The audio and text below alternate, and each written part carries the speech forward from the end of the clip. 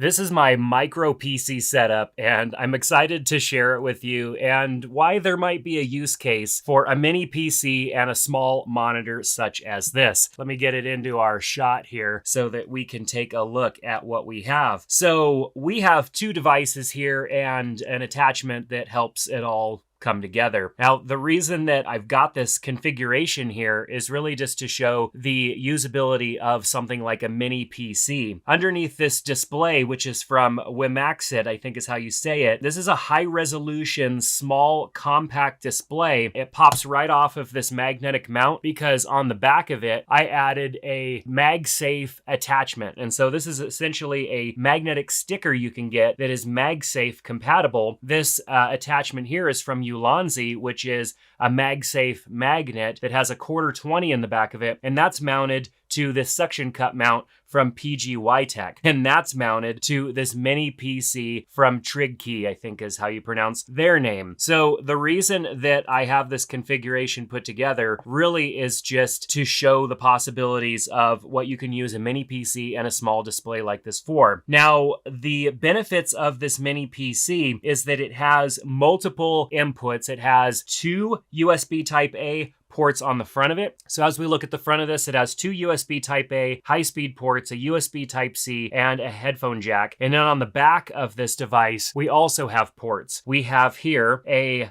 LAN port, and so we can connect to high-speed Ethernet. We've got a USB Type-A. We've got two of those ports. We have a display port and an HDMI port, and then of course, the plug for power. And so there's a lot of ports on this little tiny device, but it packs a lot of punch. Not only is this just a small PC and a form factor, but it has AMD Ryzen 7, it's a 5000 series CPU, and then it also has graphic support as well, which is really good. Let's actually pull this up. We'll go into the settings here and look at all of the specs. This is running Windows 11. You can see we've got AMD Ryzen 7 5800H with Radeon graphics at 3.2 gigahertz. We've got 16 gigs of internal RAM. We're running 64-bit architecture in Windows 11 Pro. And this is great because this is full Windows 11 Pro running on a tiny device. It comes with it pre-installed and then connected simply to this display, which is awesome. Let's take a look at the different resolution options here for the display. Everything is really small right now because this is a full HD display, but it's not just HD. I mean, most HD displays are not going to be this pixel dense. A lot of times they're going to look more like this, and that's fine. I mean, this is very readable now, being at 150%, but down at 100%, we can fit a ton of information on this display, and that's what I find different about this display over a lot of the others that I've come in contact with. Obviously, a display like this could be used in a PC configuration where you've got HDMI coming into the side of it and power. You could use this in a video configuration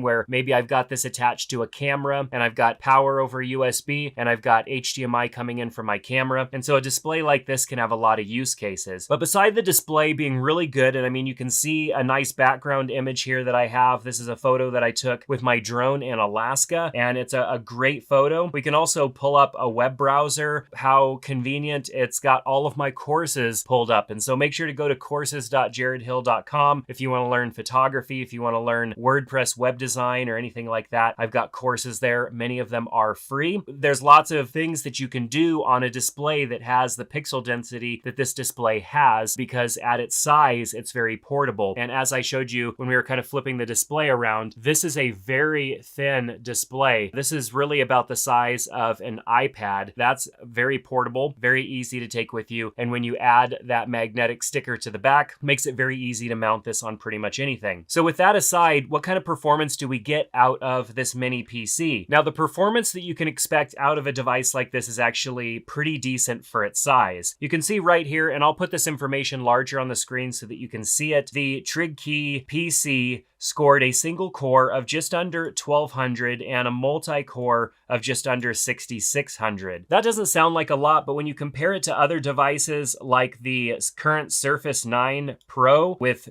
1535 single core. Yes, of course, that's 1200. That's a little bit less. And 6323 is actually a little bit less in the multi-core performance than what this mini PC has. That's actually really good performance for something so small. When we compare it to the current version of the Surface Laptop Studio, those numbers also are pretty impressive. And so those are expensive devices with, of course, built-in displays. They're full-on laptops, but you can get that kind of performance out of something small and tiny like this and connect it to any display you have. You could use this remotely very easily. All you need is an internet connection, and there's just endless use cases for a mini PC. Looking at the compute scores for the Trigkey, 17,467. If you compare that to the Surface Pro 9, it outperforms the Surface Pro 9. Obviously, it's not going to outperform the Surface Laptop Studio because the Surface Laptop Studio has its own built-in RTX 3050, and this device, like most other small devices like this, just have onboard graphics, so graphics that are on board with the CPU. But when you look at that 17,000, almost 500, and compare that to some of the other devices that I have on this list, and then of course comparing it to anything else that has similar specs, this actually has quite a bit of performance under the hood, which is why I wanted to take a look at it and make this ridiculous little mini PC configuration here. There's lots of use cases for small PCs that get into small spaces that don't take up a lot of room, that are very low on power consumption, and has a full port set that you would expect from any sort of desktop PC. This has more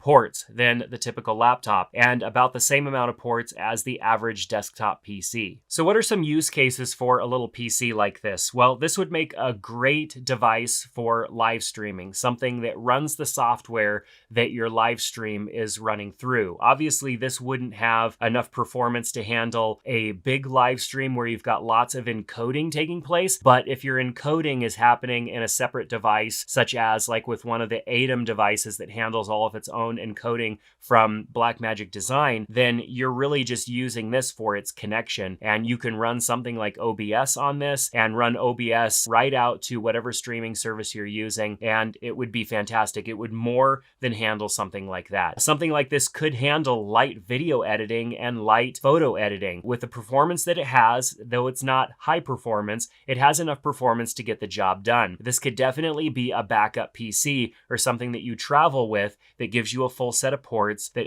allows you to Bluetooth connect to peripherals like keyboard and mouse, and gives you the ability to still get things done where you might need to bring something larger to get that kind of flexibility. A little device like this could also easily be connected to remotely by just having it turned on and connected to internet at your office or at your home, and using it as a networked server that running just Windows. You can run lots of software on a device like this that could work as your media device locally, could work as a small server for hosting files and stuff off-site. There's lots of opportunities for a small PC like this. So I know I've just covered a few things that I would use it for. With a small PC like this, what would be your use case? A device like this would definitely be a direct competitor with something like the Intel NUC. I think that's how you pronounce it. There's lots of mini PCs that have come out on the market, but it's impressive the kind of performance that they're packing into these at the price point that they're made available. So check out the links in the description below. I've got links to all of this stuff to make this little crazy concoction that I set up here, but definitely there are a lot of things you could do with a mini PC. Check out the links below. If you thought this video was useful, give it a thumbs up, subscribe to the channel. Don't forget to let me know what you would use a mini PC like this for down in the comments below, and I'll see you in the next video.